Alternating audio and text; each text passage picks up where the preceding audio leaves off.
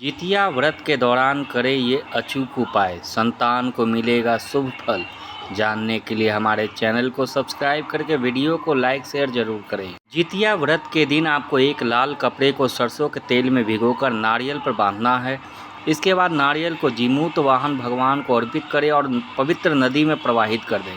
इस दौरान आपको संतान की उन्नति की प्रार्थना अवश्य करनी चाहिए। जितिया व्रत के मौके पर अपनी संतान को लाल या पीले रंग का धागा बांधें। इसके बाद 11 आटे की लोइयां लें और हर एक लोई में तिल और लौंग मिला दें। ऐसा करने से संतान के करियर में आ रही नकारात्मकता दूर हो सकती है। जितिया व्रत के दिन आपको एक कपड़े में इलायची, पान सुपारी, अक्षत को बांध लेना है। इसके बाद उस कपड़े को कलावे से बांधकर 16 गांठ लगा दें और आखिर में उस कपड़े को बांस के पेड़ से बांध दें। बांस का पेड़ ना हो तो आप इसे बरगद के पेड़ से भी बांध सकते हैं। ऐसा करने से संतान के जीवन की सभी नकारात्मकता दूर होती है।